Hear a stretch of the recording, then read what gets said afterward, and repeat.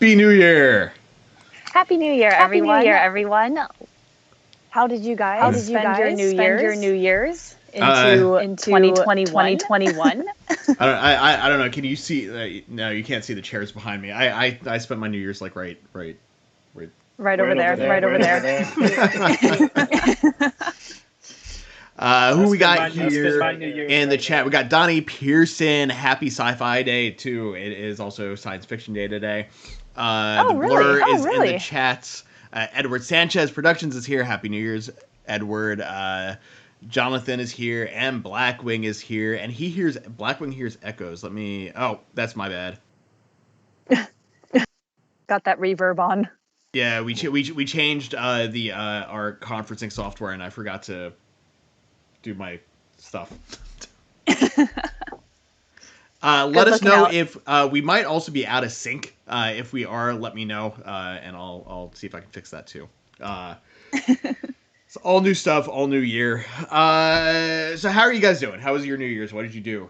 Did I just sit around like me, or did you actually do something? I was going to do something, and then I decided I didn't want the Rona, so I stayed home. I feel like that's safe, man. Like, yeah, I kind of passed out, did wake up at midnight, have a quick smoke and a drink, and back to bed. Back to sleep. Yeah, and that was pretty much it. Like New Year's Day, my family does a lot of stuff for food and everything, but it was only my immediate family, and my sister and her fiance have COVID, so we didn't get to see them either. So very small, extremely small New Year's celebration this year. What about you guys in the chat? You guys do anything fun? I've been I've been playing Cyberpunk. I know a lot of people have been complaining about it, but I'm having fun with it. So that's more or less what I spent my New Year's doing. Was my roommates and I got a bunch of stuff to barbecue. Nice. And then just did that and yeah, sat in front of the TV. I mean, every day is kind of the same. I feel like, especially in Los Angeles area, where the stay-at-home orders are pretty strict, but we're in a new year. Hopefully, we can be a little more optimistic. Do any of you guys have New Year's resolutions? No. I'm gonna get a six-pack this year. Oh, dude! Like abs or like a beer? Like my abs. Not drinking. I'm talking about my belly. Is there any reason for health, for looks, for costumes, for that girl you took on a date? Well, all of the above. All right, sounds good. I need to start working out too. I got on the scale a few days ago and I looked at it. I was like, no. 2020 was a rough year. Like I only have 2 pairs of pants that currently fit. And it's because they have spandex. They're like the really girly ones that have like spandex into the waistband. Oh yeah. Not pregnancy pants, but like legitimate actual pants. But yeah, I mean, I'm hoping it's not really resolutions, but I hope that we can get back into the studio. I feel like, Corey, we haven't ever got to record like in person and have that dynamic of being in the studio. I hope with the vaccine coming out that we can have more fun, that we can introduce more shows to you guys. If you guys have any recs of like what kind of shows you would want us to talk about, throw it up in the comments or in the chat. Let us know. Hopefully we'll have new ideas for 2021 and it won't be such a terrible shit show like 2020 was. I want to talk about The Mandalorian. I'm just throwing that out there. Oh man, it was so good. Okay. So let's do without spoilers. Yeah, without spoilers. Other than Power Rangers Lost Galaxy, I know we've talked about this kind of stuff before, but what else are you guys watching? What have you been catching up on? Have you binged anything in the past couple of weeks? Mandalorian. I've been watching Historic Materials, and a few other things. I actually just finished The Queen's Gambit, which is I've heard that's good drama. Yeah. I really liked it. What's her name? That Anna Taylor, whatever her name is. Like, man, she's in so much stuff now, and I feel like everything I see her in is so exceptionally good. And I'm also watching Trigun for the first time. For any of you anime fans, like, watching Trigun, super interesting. You should check out Outlaw Star too. It's kind of the same vibe. Outlaw Star is one of my favorites. Yeah. Okay, I'm gonna add that to the queue because I like that Western anime style because like obviously Cowboy Bebop kind of fell into that too, and I really like that. So it's a nice. Well, it's more so pirates. This one, Outlaw Star. It's more pirate, space pirate. Okay, that's fine. Yeah. I'm down with that. The Blur says that he watched Wonder Woman 84. Did you either of you guys watch that? Oh yeah, not yet. I did watch that. Did you like it? It was fine. Okay. I think yeah, fine is a good word to describe it. Like it wasn't anything spectacular, but it wasn't bad. Especially for a DC movie, or in spite of being a DC movie. Yeah, like I enjoy, like I love 80s stuff in general. So my one complaint was that they didn't dig more into like an 80s movie soundtrack. But I'm guessing that they wanted to stay away from that so that they wouldn't be compared to like Guardians of the Galaxy or the original Suicide Squad. But I feel like they could still have made the music of the era part of the soundtrack without making it a character by itself like Guardians of the Galaxy did. Especially if they used deep cuts. Like, it would have been fine. It felt stereotype 80s and not like a period piece like the first movie, if you get what I mean. Yeah. Okay. Yeah. That's why I think like if they dug a little bit more into the music, that may have helped with that. Josh, are you suddenly black and white? You are suddenly black and white, and you have like a laser point like right in the middle of your forehead, from what I can see. There's like a red. I'm actually going to try to take a screenshot. That's really weird. I do not have that on my end. Oh, it doesn't get the red dot though. I'm trying to like get that red dot right on your forehead. Sorry, chat. We will be talking about Power Rangers, just to let you guys know if you're new to the chat. This is Retro Ranger wrap up.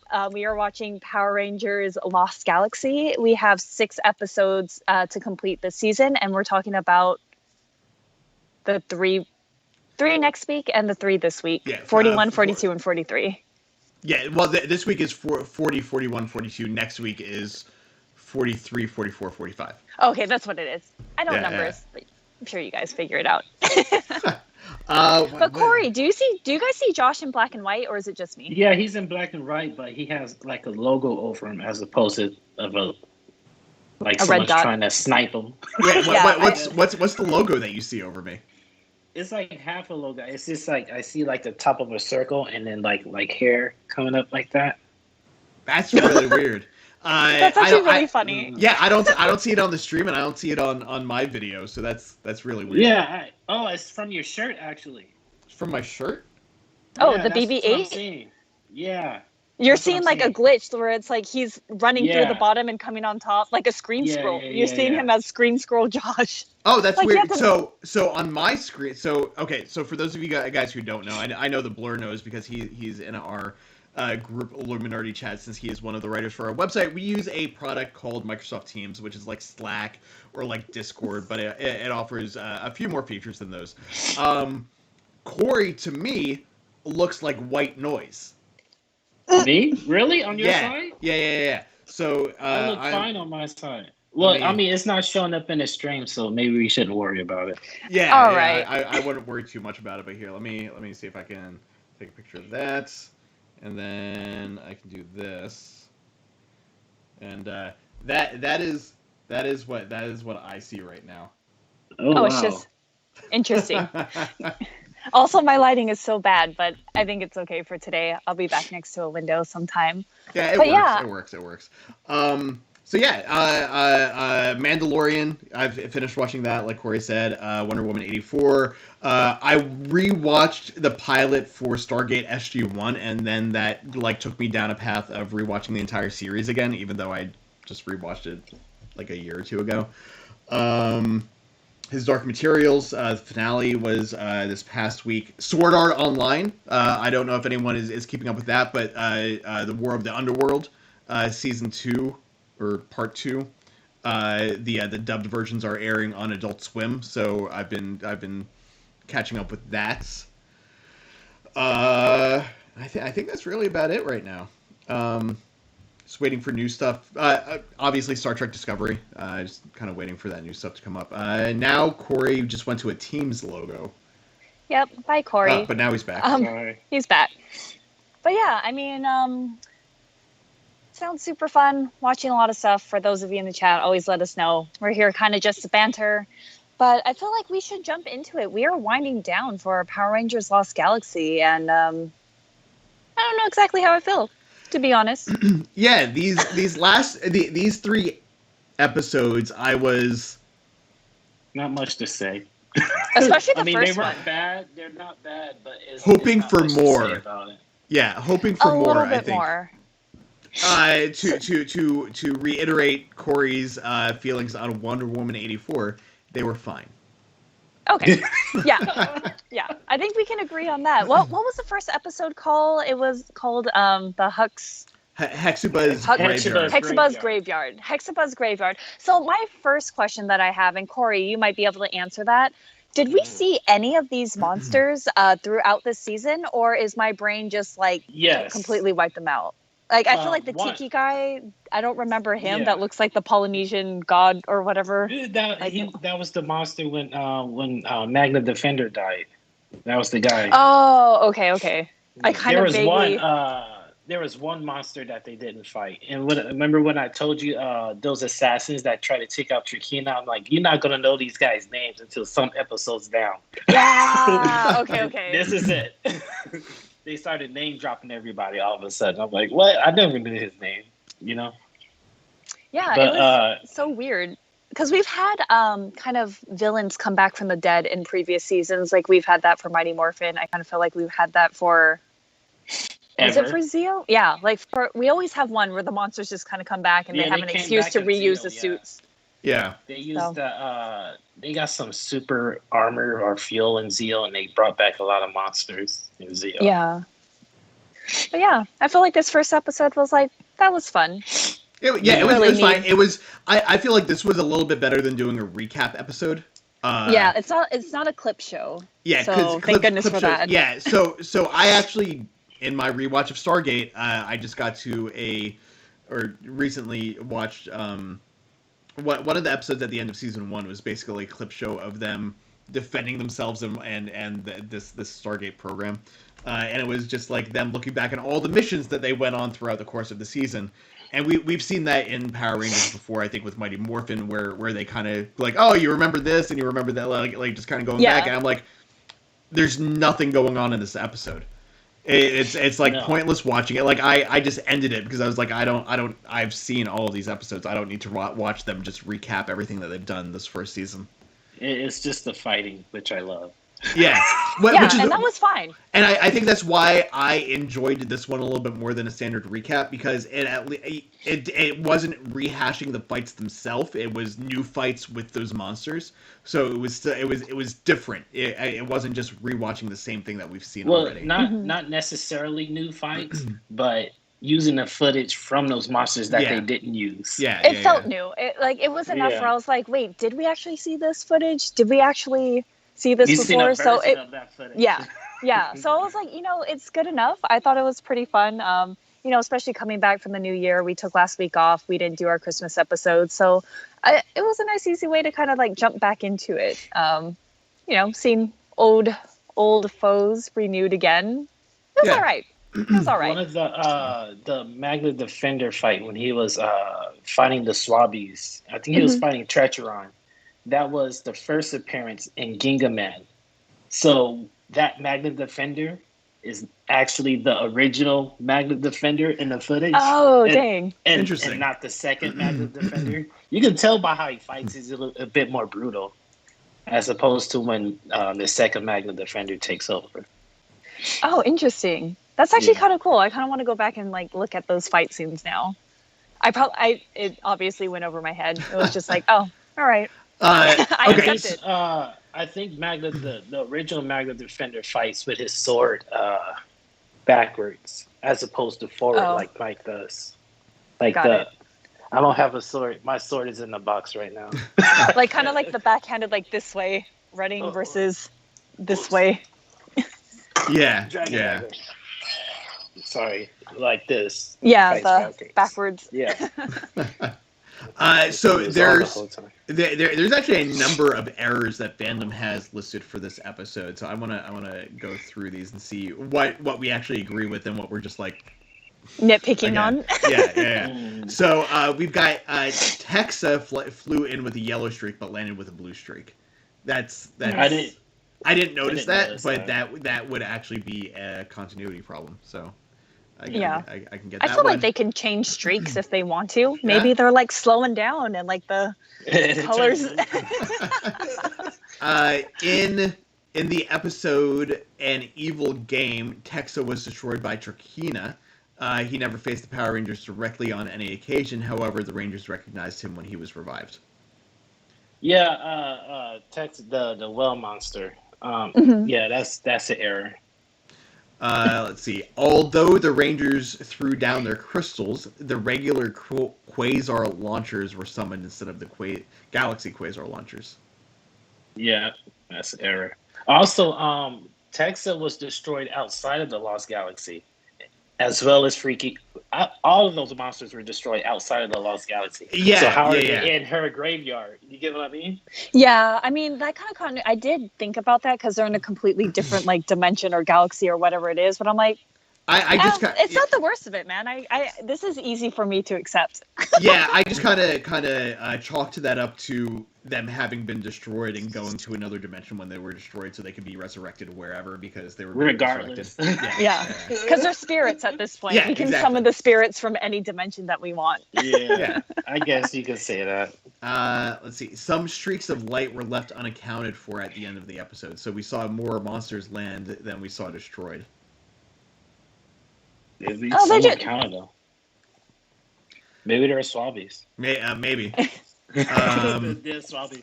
See, Mike didn't recognize Hexuba's name despite having fought her and being responsible for foiling her plan in the previous episode. However, he may have simply not known what she was called. That's true. So this error is kind of discounting itself. Kai and Corone swapped places in the Ranger lineup upon the switch to Sentai footage prior to summoning the Lights of Orion. I didn't notice that, but I don't know that really matters. Yeah, you just accept it as like... Yeah. When you're watching it and you're into the episode, I feel like a lot of these continuity errors, like they don't show up unless it's like a clear cut and it's all of a sudden it's different. Right. Oh, right. Yeah, they do that. Those are the worst ones. I'm just like, but they're kind of the most entertaining. Like I would rewind, like go back 10 seconds. Go back 10 seconds. Well, it's like what I was talking about. I think it was 2 weeks ago when I was like the change in footage was like really noticeable. I was like, okay, that's the kind of stuff that I noticed. But like these two people swap places. I'm like, did they? Right. Let's see. When Trecheron first appears, he states that he is angry at what Mike did to him. However, neither Mike nor the Magna Defender had anything to do with Trecheron's destruction, as Leo destroyed him and Mike wasn't even around at the time. Mike was around. Mike was Magna Defender's body, so he was there. He was there. Yeah, I guess that's a good point. So, like, Trecheron wouldn't necessarily know that he wasn't in control of his body at that time. Yeah. He just sees the Magna Defender. Did he call Mike out by name? I don't think so. Or did he say Magna Defender? Yeah, he said Magna Defender. Yeah. So you seen him. He's like, "Oh, I'm gonna get you, bro." And he's like, "I don't know you, but okay." Yeah. Because that was another thing. Like later in one of the later in Escape from the Lost Dimension, Mike specifically pointed out they don't know who I am, so I can go down that's there. why he was able to go with the other slaves to free him. He wasn't out there fighting. Yeah. When Mike destroys Trecheron with his blaster, he doesn't actually hit the former general with any of his shots. That's stormtrooper stuff. Yeah. So that's whatever. While looking at the two streaks of light, the zippers of Leo and Damon's suits can be seen. So. But how else do they expect them to go? They just... Is it part of their body? Like zippers to me, I'm like, dude, they were suits. You always see the zippers on Super, especially on the freaking gloves. Yeah, the gloves for sure. Speaking of this, I know we've mentioned Damon's name a number of times, but this just like popped a memory into my head. Can we take a second to make fun of my roommate Shay? All right. So we were talking. This was like a while back when Watchmen was still on the air. We were talking about it, and he starts talking to me about Damon Lindelof. Damon? Yeah. Damon Lindelof? Damon. Damon. Oh, man. Damon? Oh my God, is this like a skit? Was that like on purpose? So like, hey, your name is Ron? Ron, are you here? I think it was on purpose. Gee, nice. I really hope. I feel like that's skit. That's like skit. I don't know what Shay is doing at the moment, but I really hope he's in his room watching so he can pop into the chat and defend himself. It's just really funny. Where do I leave off here? Destruxo's voice sounds slightly higher in this episode. Destruxo. Who is Destruxo? Oh, the lobster samurai. Oh yeah. I didn't notice the difference in voice just because I didn't remember his voice from the previous episode. It still sounded like him, so I mean. We're losing L's video here a little bit. No, I'm sorry. I keep taking screenshots because I see things like glitching and I keep pressing the wrong button and it makes my camera go away. I'm just ignore me while we go through this. Okay. Also, really quick, Thomas Franco just popped in. So hey there, Thomas. Jalen Glover is here too. I haven't seen Jalen in forever. How's it going, man? Good to see Thomas you back Franco. Here. Happy belated birthday. Sorry I wasn't here that week. But happy belated birthday from 2 weeks ago.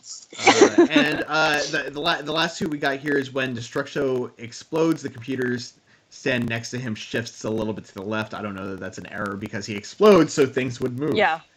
And the footage from when Horn is destroyed doesn't match up well due to reused footage from the Rookie in Red, which could have been avoided. I don't know if it could have been avoided, but... Whatever. Yeah, they used the same footage from the episode that he took him from. But I mean, that's like all of these kind of. Yeah.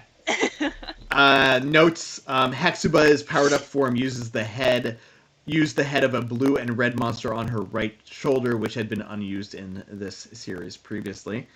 That's in every episode. Yeah. At the end of the episode, Commander Stanton reveals to Mike, Kai, and High Counselor Rainier that Terra Venture's fuel reserves have been discovered to be tainted, and once they run out of good fuel, they will lose engine power, and with it, environmental controls, and eventually all systems will shut down. They only have a day or two before this happens.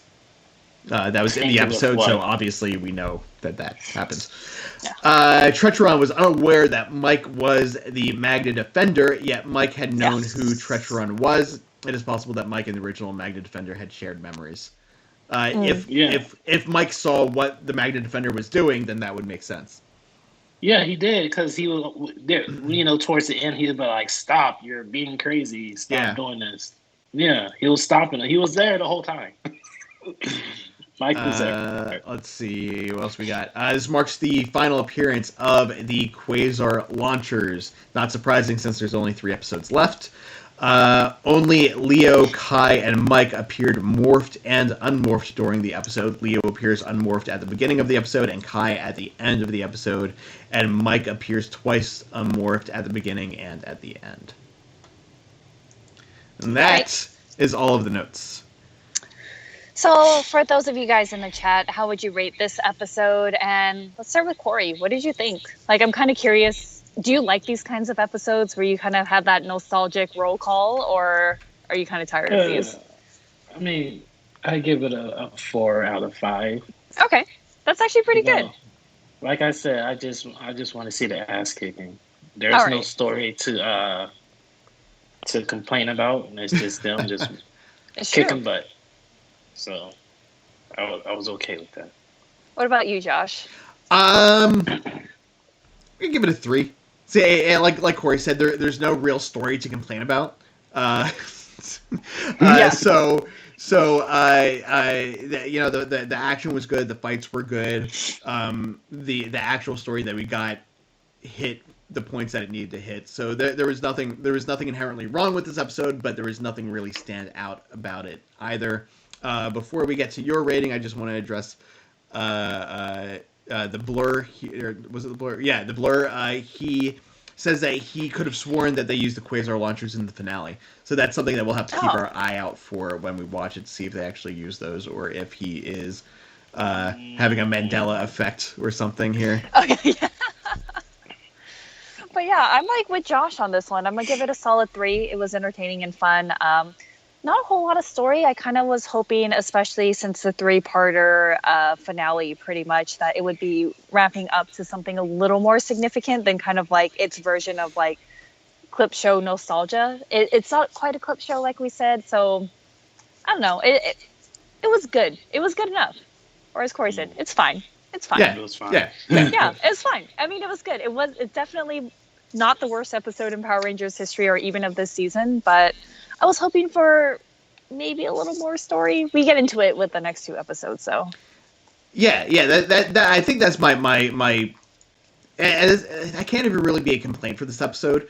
That it wasn't starting to ramp things up for the ending, because the ending is 3 parts. So yeah. I would expect 1 major arc. Yeah, so I would expect the next episode that we watch to really start ramping all of that up.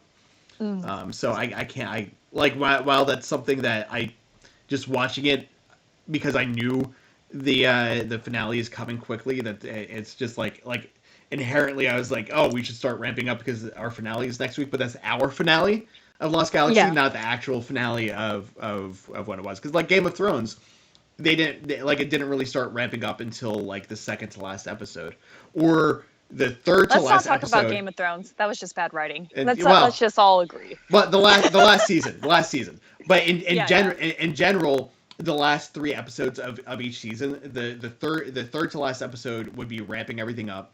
The second to last episode would be the big massive blowout, and then the last episode would be kind of setting up what we were going like the resolution. For the next season. Looking at the chat here, the ratings, we don't have a whole lot here just yet. The Blur is giving it a D. Jonathan is giving it a 2 out of 5. Jared Hodges agrees with us and gives it a 3. And Noah Cummings just came in. Hey there, how is it going? But he has not rated it yet.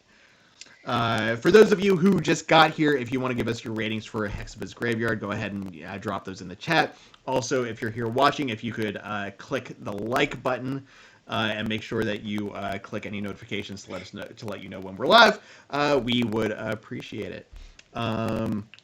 You guys ready to move on to Raise the Titanosaur? Yeah. The name Titanosaur just reminded me of like Titanus and all of this, and I thought we were gonna get some like dope ass new mech, and then I looked at it and I was like, yo, what? That's the Titanosaur? All right. It gave me like serious Godzilla vibes. Yeah, for sure. I mean, I wasn't mad at it. It's just not what I was expecting, actually. I'd said most of my thoughts about this episode last week with Grunger on the Loose. So this was mostly this was coming up at the end of Ginga Man with the what was his name? Titanics. That's his name in Japan. And so yeah, that's about it, pretty much. Really quick, the Blur just gave us a $5 super chat, so thank you very much. Nice, we really appreciate that. And he asks, is there a plan to get through Lightspeed Rescue before it leaves Netflix on the 1st of February? We were talking about this a little bit before we went live. I don't know. I don't know that everything is actually leaving. I didn't get a chance to watch the regular Ranger wrap-up stream with Joe and Jezzer, so I'm not sure what they discussed about it there. I know that it's slated to leave, but that other seasons are slated to stay. So I'm wondering if they just haven't reached a contractual deal yet to keep the rest of the episodes. But on the other hand, it also wouldn't surprise me because Nickelodeon stuff is currently on CBS All Access, and they're getting ready to launch Paramount Plus, which is going to be all the CBS All Access stuff and all the Viacom stuff and all the Paramount stuff in one location. So it wouldn't surprise me if things moved over there. I can't wait till cable makes a comeback. Right? Like this is completely whatever, but I have Hulu Live, the Hulu Live TV plan, so I can watch live TV through Hulu. But nice. I've been looking, and they just raised the prices, so now I'm spending like $75 a month for it. So between that and Netflix and CBS All Access and Peacock and Amazon Prime and Disney Plus and like all these streaming services, I feel like I'm paying the same thing that I was paying for cable. So sometime in the next few weeks, I'm going to do this for myself, and I'll probably put this on the website. Maybe I'll make a video out of it. I'm going to do the math to figure out if I got rid of Hulu Plus or the Hulu Live TV and got CBS All Access without commercials and Peacock, the Peacock Premium without commercials, and AMC Plus so I can watch all of the AMC stuff, because I want to watch The Watch, which just started, and AMC isn't on Hulu. The new Doctor Who special dropped yesterday. Oh yeah. And I haven't been able to watch that yet because BBC America is also not on Hulu Live TV. Yeah. So I'm going to do the math and figure out like what it would cost me to get all of these different network services by themselves versus what I'm paying now, because it might end up being a better deal. But I don't know. We'll see. That's neither here nor there. Let's get back to talking about Power Rangers Lost Galaxy, episode number 41, Raise the Titanosaur. Yeah, I don't know. I thought it was pretty good. What was the summary? Like, what went on? What went on in this episode? It's already been a little bit too long. Corey, can you give us a quick rundown? Captain Mutiny unleashes the gargantuan Titanosaur into adventure, the greatest threat the Rangers ever faced. That's basically it. Okay, so based off of that description, did this feel like the greatest threat that the Rangers have ever faced? No, that was Grunjor. They already done that. Yeah, it didn't seem that hard. Like, yeah, they had a call. It was more a Zord fight. But, yeah. I don't know. I was just kind of like, it kind of seemed more of the same. It was kind of okay. You know. It was a cool fight. It was, oh man, I had a note from this one. It's gone. Oh, yeah. It's like, Titanosaur was on Terraventure, and they didn't know he was there. Like the whole castle and Captain Mutiny's whole entire base was in the ocean dome, and nobody knew he got there. I mean, Divatox was like in the ocean, was in a lake in like, you know, Angel Grove, and they were in the lake. You know what I mean? Like, I mean, this is a spaceship. No one's seen them coming. You get what I mean? Divatox could have used like a cloaking device and just kind of doop, doop, doop, doop, you know? I guess. I mean, I don't know. It's one of those things I actually don't really think about anymore, because we've been trained from the beginning of like, even in Mighty Morphin, like at a certain point, the whole world knew that Rita was on the moon. And it's like, and they didn't do anything about it. Yes. Yeah. Like, why don't we do like one offensive attack instead of always being on the defense and letting her like, you know, like letting them crush our buildings and our people and like all the insurance we have to pay to like rebuild Angel Grove every day. Like, I don't know. I'm kind of like, that's fine. Monsters just show up. Nobody knows for no reasons. It's Power Rangers, man. Corey. Blur, what is he asking me? So he's asking if this fight was in the Ginga Man finale. No, not the finale, but like close to it. Grunjor was the finale. So I'm not sure how far out. I haven't seen all of the Ginga Man, just like parts of it when it's on Pluto TV. So this happens, I don't know how many episodes before the Grunjor one, but not too far off. This is towards the end. Interesting. The blur also says we saw Divatox arrive on Earth and cloaked her ship when she got there, so people didn't necessarily know that she was there. Well, see, I was just using common sense, but but I feel like at a certain point, like they knew. I feel like the Power Rangers knew, and I was just like, why don't you just like drain the lake? You know, pretend like you're searching for Loch Ness Monster and be like, oh man, there's a submarine in here. A submarine? How small or how big is the lake? I don't know. So a submarine fits in it. That's true. I mean, some lakes are super huge, so. Yeah. I don't know. I'm gonna go through the notes here. All right. What do we got? We'll see what we got. I'm gonna do the notes first, and then we'll move to the errors this time. This marks the final appearance of the Stratoforce Megazord, Centaurus Megazord, Defender Taurizord, and Galaxy Megazord in Sentai footage. Okay. I see Corey shaking his head. And he's the Sentai. I was like, okay. Yeah, I saw that too. I was like, all right. Okay. But I was like, really? After they try to market all those toys for all of these things, like they're just not going to show up again? This was also the final appearance of the Zenith Carrier Zord. It does not specify in the Sentai footage, so I would assume that is in the series. Yeah, the Zenith Carriers they only showed it in the Sentai footage. And then this is the last episode to adapt a different Ginga Man episode rather than using stock footage. I don't know whether that's true or not. Wait, what? It says this is the last episode to have adapted a different Ginga Man episode rather than using stock footage. I'm not sure exactly what that means. Oh, okay. I guess this is, like I said, one of the finales, one of the final episodes in Ginga Man. So this was like the last episode adapted because the next three, after this is all American. Well, the finale is all American footage. Oh, cool. And then Escape the Lost Galaxy and even Hexiba's Graveyard. It was just mishmash of Sentai footage, and it's not from a specific episode. Gotcha. Yeah, because here at the bottom it says that the fight footage for this episode came from Ginga Man episodes 41 and 42, the Demon Beast Revival, and the Horrible Demon Beast. Yeah, see, close. Let's see. The title of the episode is possibly a reference to the 1980 film Race the Titanic. That kind of makes sense.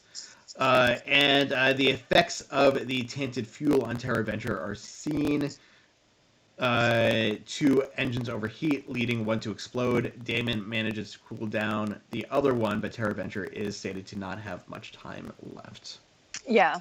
So it ended on like a pretty suspenseful note. So, yeah. Oh, this remember yesterday I told you about that hard hat and he was a stuntman? Yeah. Yeah, his name was, I have to dig up my picture, David Wald. Okay. And he was the director of the Order Karen Ashley's Power Ranger movie thing. Oh yeah. And he was the stuntman for the Blue Ranger and Mighty Morphin and in the Mighty Morphin movie. Oh, cool. Yeah. So he was just some. There was something I just saw that I wanted to mention, but now I don't know what it was. I don't know. Okay, so the last note here, or no, that was last note. Sorry. The first error is it was never explained how the Titanosaur crossed from the Ocean Dome to the City Dome. I'm gonna go with Blackwing's logic. It's Power Rangers. Power Rangers. It's in the script. They always do that. And sometimes they hit them straight into another dome. They just hit them, and then the only other error listed here is the Swabbies were shown having to remove a huge bolt in this episode to detach the castle from Titanosaur. However, when Captain Mutiny detached the castle to assist Grunchor previously, the castle and Titanosaur had separated instantly. I would chalk that up to they just didn't show us the Swabbies doing it. Yeah, they just didn't show us. Yeah, it's fine. We don't need to spend more time. We only got 22 minutes an episode. Can't show them all being unscrewed. Yeah, I feel like that's one of those things where it's like, well, we didn't see that before. It's like, okay, well, we're seeing it now. Yeah. So like they're just showing us how I guess it just would have made sense to show it initially first and then never show it again. Yeah. So that way you know how it's done the first time. So. Yeah, I don't. Yeah. Again, for me that's more of a whatever. Yeah, I don't know. So let's see here.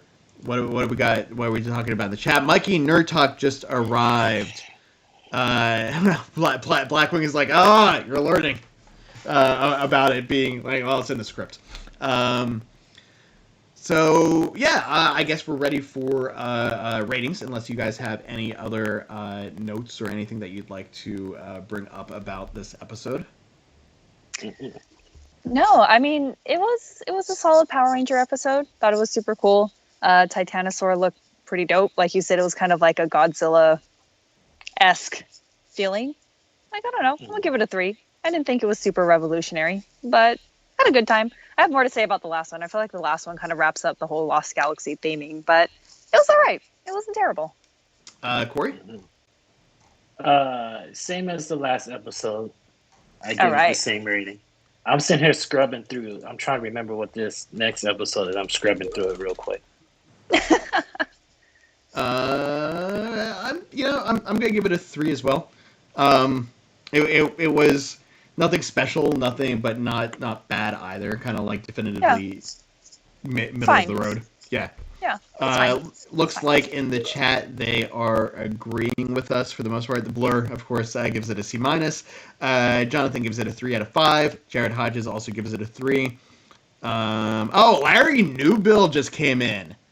Hello, Larry. How you doing? Good to see you here.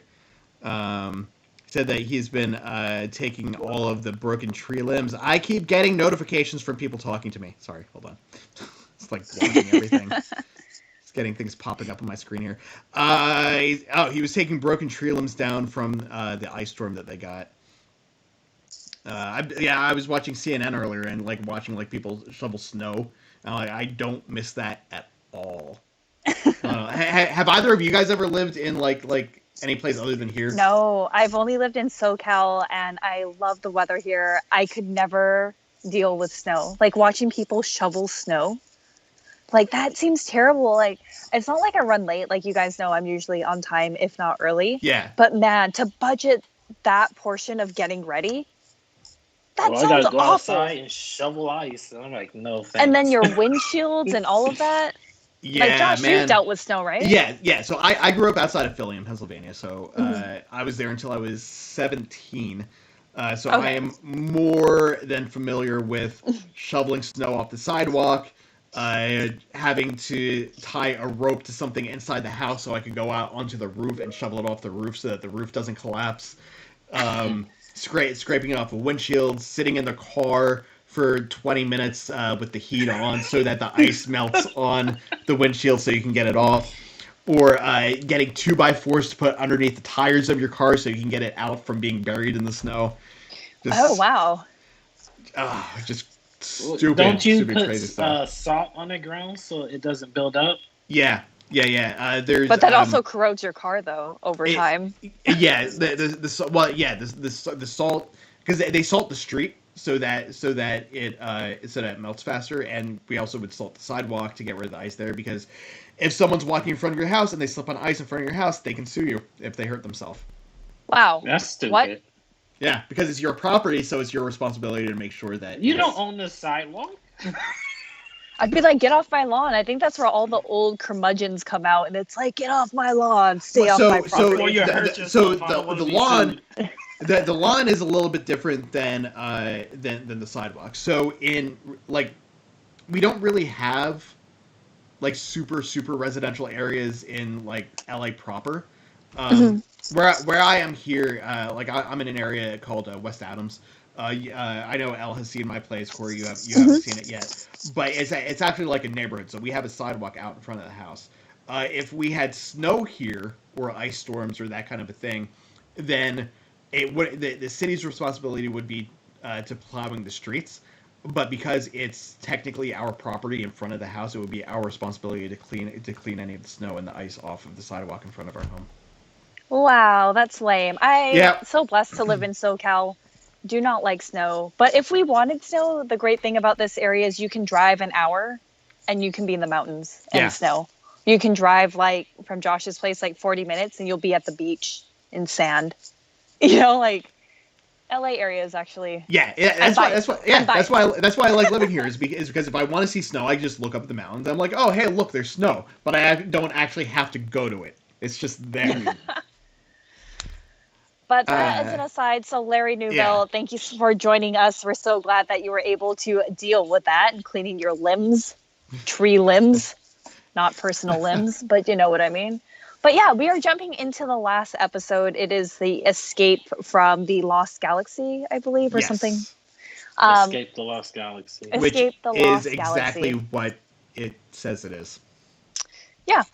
And I don't know. I feel like this was probably the most hard hitting out of all three. It seemed the most story driven.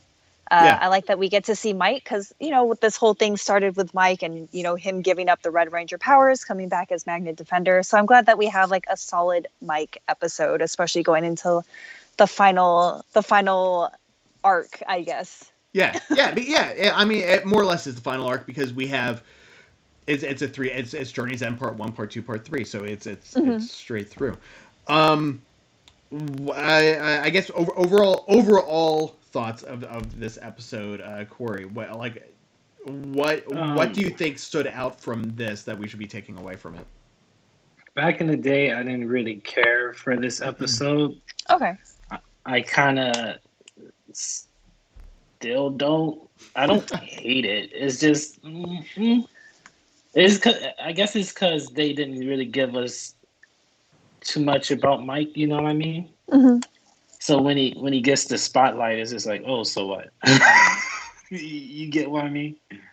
I think it had enough. It was going for kind of like that cheesy, sentimental episode that I feel like Power Rangers does try to throw in at least once or twice this season, where it's just like, I'm going to help the slaves. I'm the only one where he doesn't know the identity, so I'm going to be self-sacrificing. That speaks a lot about Mike, and I'm hoping, like, since he's the inspiration for Leo, that this will hopefully build Leo's character in some way. But yeah, like, he's helping out the chick, helping out the grandfather, goes back.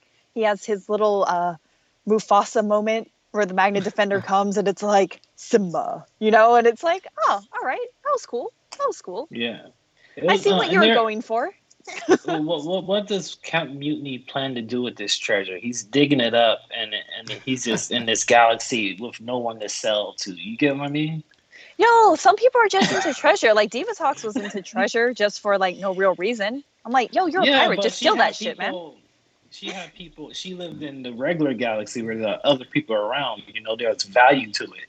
What good is $1 if it's not worth anything? Yo, so maybe he's just going to steal the gems from the Lost Galaxy. Well, and then the exchange rate, like Bitcoins, right? When he comes back from not the found galaxy, like that exchange rate, he's like, shit, I'm rich. I'm going to get a new ship. I'm going to get some new swabbies. Bless you. Upgrade the swabbies. Thank you. Upgrade everything. Get myself like a new TV. A new dinosaur. I mean, but I mean, look at like dragons, like Smaug. Like Smaug had a horde, like shinies, and it didn't actually do anything for him because he just took whatever he wanted and it just sat there in his cave. I guess it's just, says Corey with the figures, right? Like you collect figures, you collect artwork. Like what are you really collecting it for? It's not like you just want it because it's cool. It speaks to that inside desire of like I like shiny things. I guess so. If you put it that way. It's Power Rangers, man. Yeah. Speaking of collectible stuff, who was it? The floor just saw. I've got a Quagmire bobblehead thing up here. Oh yeah, Gaby. So he was just mentioning that. I need to get more Iron Giant stuff because like that's like one of my favorite like animated movies. I feel like I don't have nearly enough. But yeah, that is neither here nor there. Notes for this episode. Was there any before I actually get into the notes and the errors that fandom has, Corey? Was there anything that you noticed on this that was wrong? Because they actually have a long list here. Not anything wrong, but the gel cell place that they also used in Zio's Griffith Park abandoned zoo place. Oh yeah, I also noticed that when they were like pushing the slaves into the cells. Yeah, that is definitely the old Los Angeles Zoo. They've used that at least a couple times now. You gotta go through it. I don't know. Let me hear the errors because I don't remember anything. Okay. On here off memory. First one that's got here is actually a real error. Terra Venture is incorrectly shown to have all of its engines working, even though we were told previously that one of them was not. Oh yeah, they only have one. Yeah. When Mike says, "This is crazy. We've got to find a way to stop him," his mouth appears to continue moving even after he's finished speaking. So they probably cut off the audio because they didn't want his line after that. Oh, interesting. I don't know. Even if that comes up, I always assume it's my own buffering issues since my internet is so poor. Mike volunteers to be captured as the villains wouldn't know who he was. However, he was personally responsible for foiling Hexaba's nightmare spell while unmorphed. Yeah. Yeah, I guess that's true. Yeah. But Hexaba's dead now. That's also true. But I feel like someone should have Did no one bear witness to that though? I don't know. No. I feel like shouldn't somebody know? Somebody knows. And it could have just been like, yo, your homie, he's dead because of that dude right there. Because they can see them. It's not like they don't know a lot of their identities, in general. Yeah. Yeah, I don't know. Despite it having been under heavy guard previously, Leo and Kai were shown to have possession of the Galaxy book. I was questioning that because I was like, wait a second. The commander of the ship was just like, we gotta put this thing away and not let anyone have access to it, but they were just able to easily pull it out from wherever Kai's it was. second in command, so he can just sneak it away if he wanted to. I'm sure he even knows the code. To me it looked like they were taking it out of their own possession, like they had. Yeah, it looked like they had it in their kitchen cabinet or something like that. Oh no, actually no, because Divyat had it and then they read the book. They read it and then they had it in their possession since then. Yeah, after they entered the Lost Galaxy. Oh. Remember? Yeah, they entered the Lost Galaxy and the book was just on the floor. Yeah, and then since then they just had it. Okay. But it's also weird, the backwards reading of the spell and doing it backwards. I was like, yo, really? I guess we want to reverse. We want to reverse the spells, so we're gonna say it in reverse. I thought that was kind of tired, but I feel like it's a kid's show. I can't complain about that too much. Yeah, but yeah, that kind of ties into Rumpelstiltskin. Yeah. That was the thing with him. He just had to say his name and it would get rid of him. Or Missy Elliott, you got to flip it and reverse it. Yeah. There's the DC character Mr. Mixel-Plidiak, who you have to get Mr. Mixel-Pixelic. Yeah. Pixel. And Zatanna, her spells are backwards too. Oh, yeah. Yeah, so it's It's a thing. Yeah. It exists. It is unknown why Leo and Kai didn't wait until Mike and the slaves were back aboard Terra Venture before trying to open the portal. I don't think they were paying attention. And then also the portal, the thing so Magnet Defender sacrifices his powers to keep it open, but it's not like they went through under his arm. It was just oh, I exploded. Now it's just going to stay open. Don't worry about it, guys. Yeah. I feel like it would have been more dramatic for him to push it open. You see the ship go through and then he explodes. No. What's up, Corey? What's up, Corey? Here's the error. I don't know. This error could be on there, but I'm not sure. But the Toro Zord is holding the portal open, and then Terra Venture passes through. But also, the Toro Zord fights on Terra Venture. So how is that? Did it get bigger, or did Terra Venture shrink? So the next error here says Defender Toro Zord was grossly oversized in this episode, holding open the portal, which was as big as Terra Venture, despite having always been shown to battle inside the colony's far smaller domes. Yes. Yeah. There you go, Corey. This is going to be a problem in the finale too. So this is hold on. Well, I guess the question is, was the Toro Zord able just to make himself bigger? We've never seen him make himself bigger before, but maybe he was just keeping the size down because he wanted to fight inside. All they have to do he's was Ant-Man, just drop a line in ADR and be like, "Oh, super mega mode," and then we could he got bigger. You know what I mean? Or some sort of trigger. Or even have Mike saying something like, "You guys have to hurry up and get through. I'm not sure how long I can keep this size. Hold this size." Or my powers are getting weaker. You guys need... Yeah, something like that would have explained it super easily. I thought that was weird because I'm Terra Venture needs to get through there and he's holding the portal, but then he explodes and they're like, we have to go now. And I was like, you should have went 5 minutes ago while he was holding it open. Who's to say it wasn't black hole thing where it instantly collapses once, Yeah. Before we continue, Layla Nolan just came in and gave us a $5 super chat. It says, Happy New Year. I'm here and just got off of work. Congratulations for getting off of work. Happy New Year. Hope your New Year's Eve was was good and you guys had a good time, even though, this year is shit and no one can really do anything. You mean last year was shit? Last year. Well, yeah. I mean, we're not out of the woods yet. This is day 2, man. It's filling in though. It's filling in. Yeah. We're just in 2020 part 2 right now. Yeah.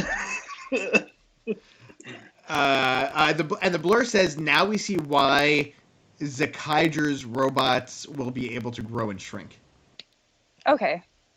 No, I mean they'll grow to a building size. They're not growing to like planet size or cities. You get what I mean? They're not Unicron. Yeah, I mean the Zeo Rangers grew in the finale, so I mean. Yeah. We've seen the Rangers grow before. Like Tommy, when he was the evil Green Ranger, he was made really big. That's my time. I love that shit. I was like, oh, dang, Green Ranger's gonna fuck y'all up, man. You gotta watch out. You're a giant. This last error that they have here is one of the things that I've talked about previously, and I know Corey has kind of addressed before, too. Leo recovers the unmorphed Mike floating in outer space. Mike should have died from exposure to the vacuum of space and lack of oxygen. However, this is consistent with how space has always been portrayed in Power Rangers, with a breathable Earth-like atmosphere, even on the moon. It may also be that a residual effect of the Magna Defender powers protected Mike long enough for him to be rescued. But here's my thing with this. If there's an atmosphere in space like that, Mike shouldn't have just been floating there. Yeah, he should have been falling. Yeah. No, but they don't have gravity. There's no gravity, but there's the breathability. They have an ozone layer. They have oxygen. They have everything else, but still no gravity. Come on, keep up, Power Rangers, guys. but you need gravity to have like an atmosphere in air. No, you don't. Not in Power Rangers. Unless the universe itself has an atmosphere surrounding it. Yeah. I guess. I don't know. But again, we're gonna pan out, and it's gonna be like Biodome, and we find out that this is just a microcosm of like a huge galaxy. Men in Black, the marbles. Okay, yeah.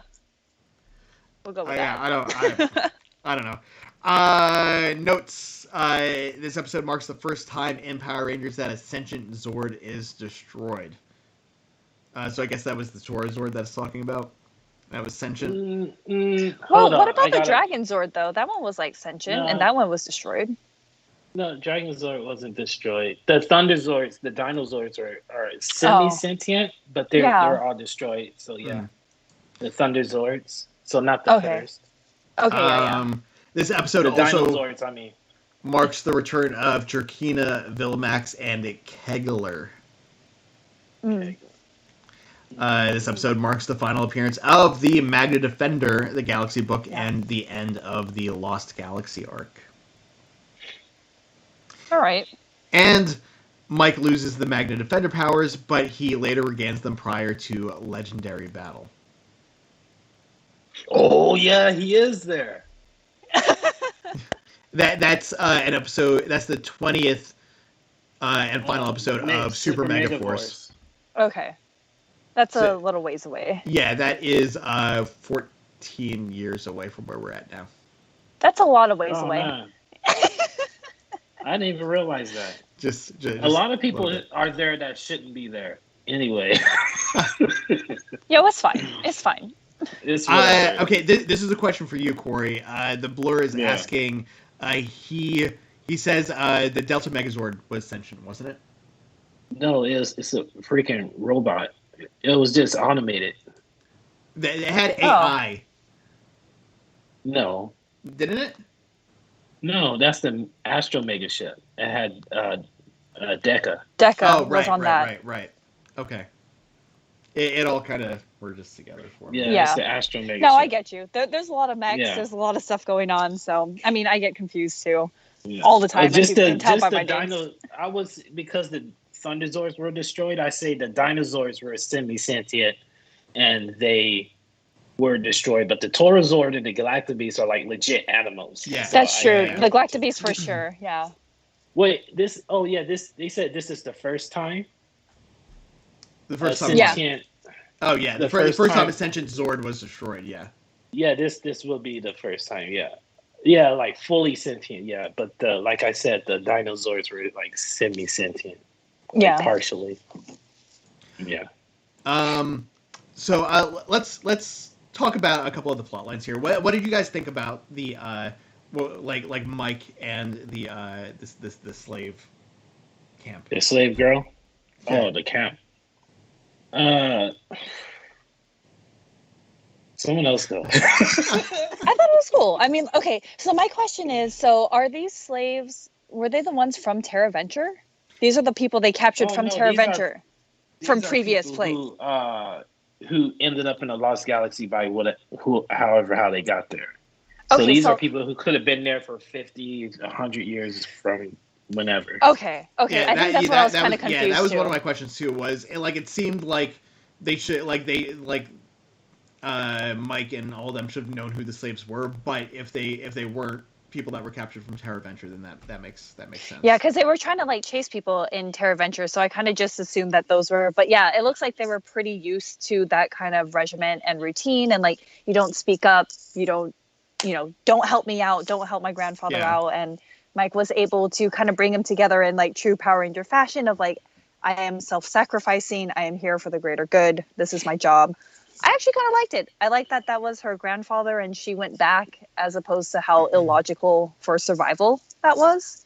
It fit like all the tropes of like a very traditional, this kind of like savior scenario that typically comes up, And I like where it's just like, okay, it's not like you're showing. I felt like there was another part in like Power Rangers, and I can't remember it like specifically, but I feel like, man, why are the people you're trying to save, like, why are they always ethnic looking? And it's always like the white savior complex. But this part, I was like, oh, they all white. Like, that's cool.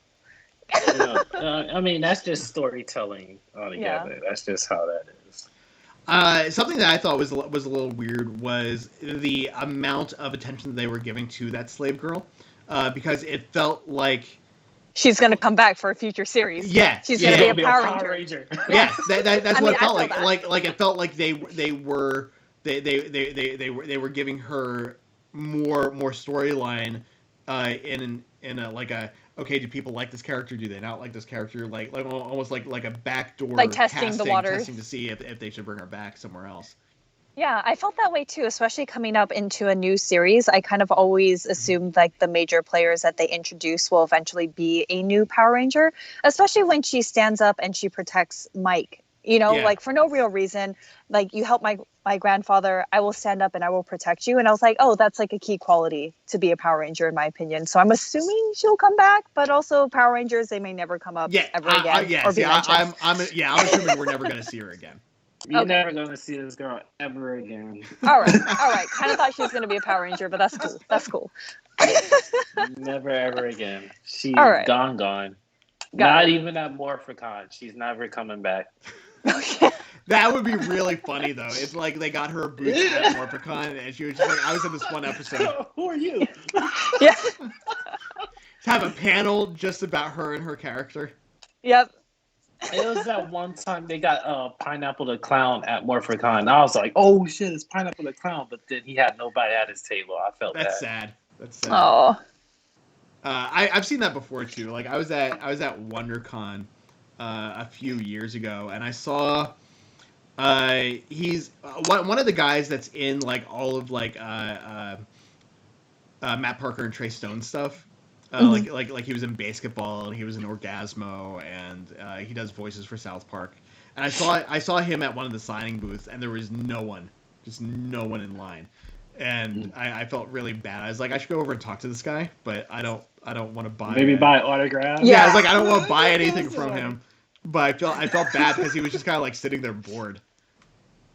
I always felt awkward in those situations. Like, because especially when you recognize someone and it's like, oh, that's super cool. Like, I always see, like, the guy that sings the Pokemon theme. Oh, and he, like, sells, like, these ties and stuff. And it's like, oh. But I feel like in the area, like, everyone that wanted to see you have seen you. Like, you've already made so many appearances. So it's kind of hard, And, like, kids growing up aren't really going to necessarily know who you are. Like, Pokemon has moved on from that, like, way, way far at this point. Yeah. So, okay, ratings.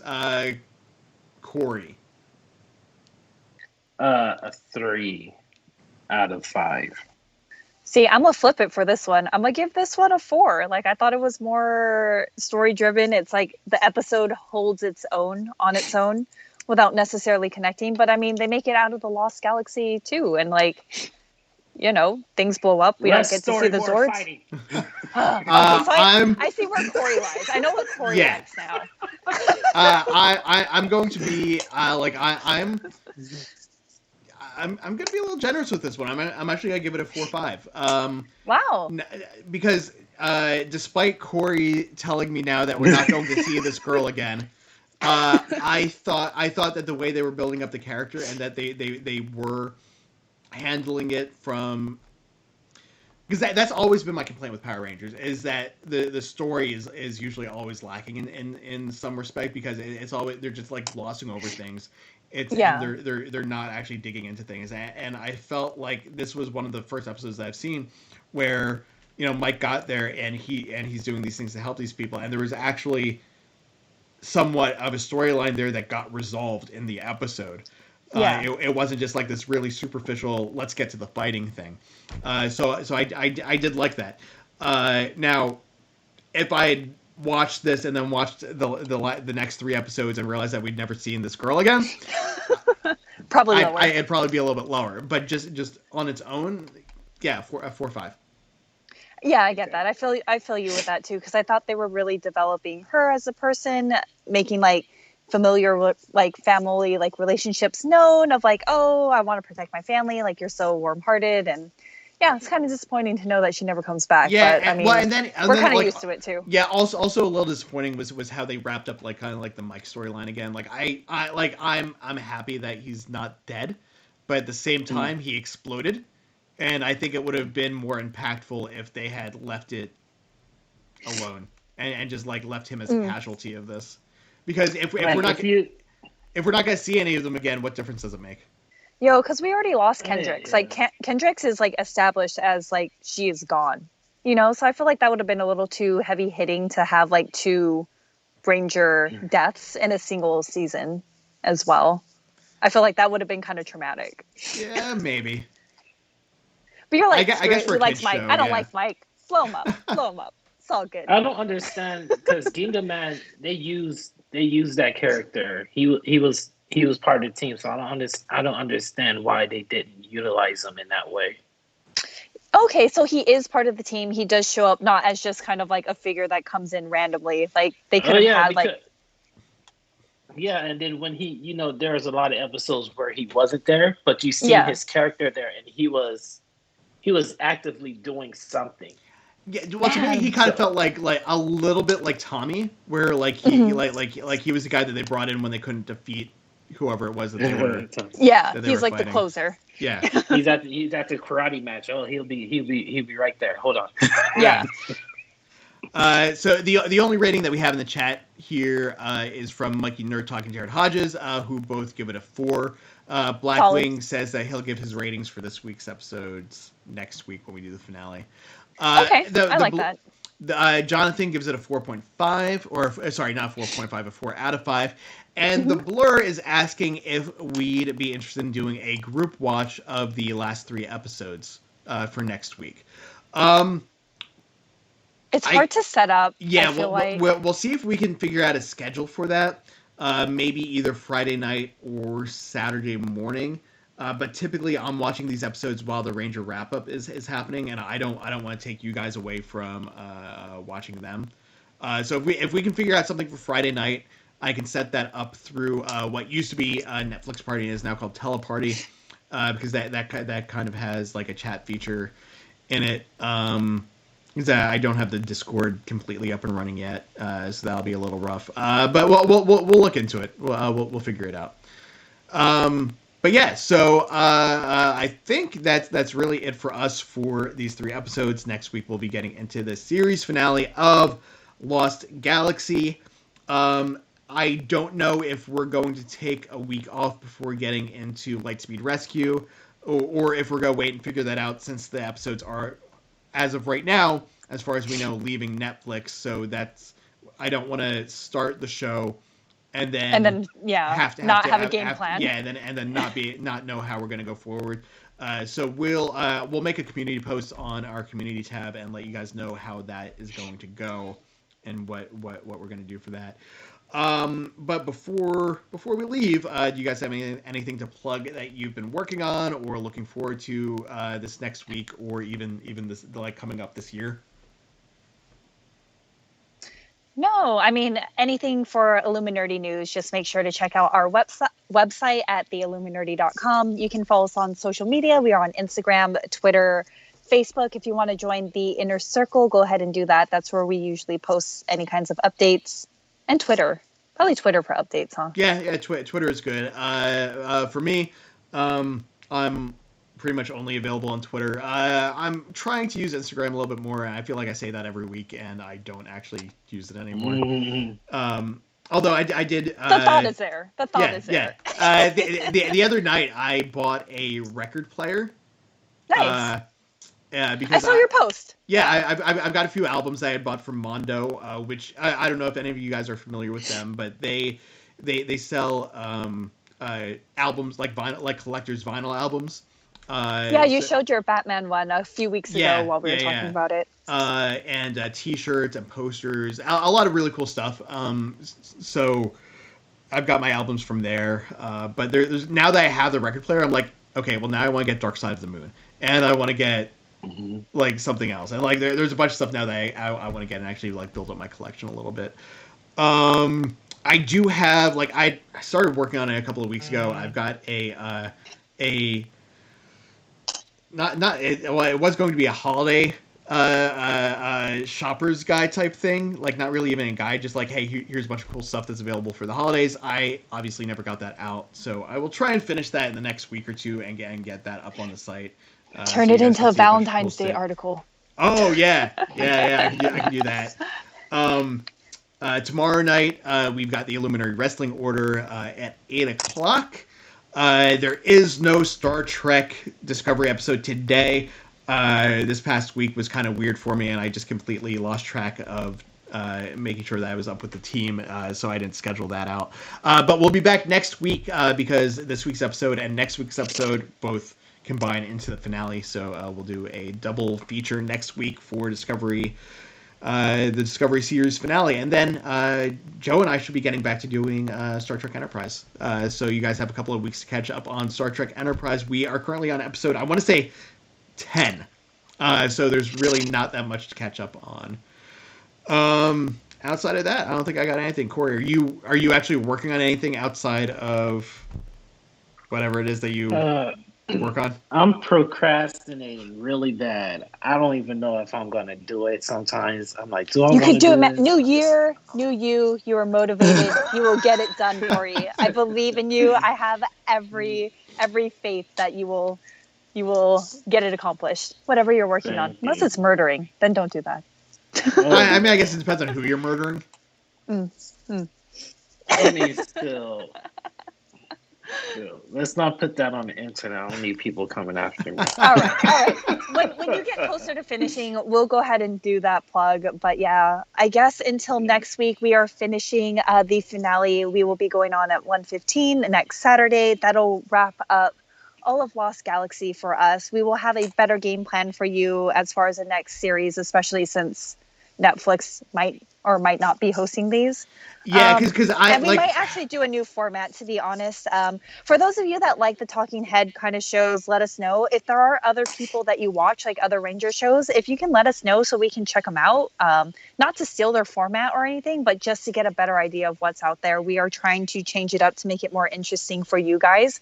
So if you have any comments, suggestions, confessions you want to make, go ahead and throw that down in the comments so we can see that. Yeah, absolutely. And something that I really want to make sure of too is that however we decide to do Lightspeed Rescue, that we make sure that's in a format that you guys are going to be able to watch the show along with, not necessarily at the same time that we're watching it, but that you'll be able to watch the episodes as we discuss them. So so you guys are up to date, because I honestly I don't know that there's a point to reviewing like doing weekly reviews of a series that no one is able to watch when we're doing the reviews.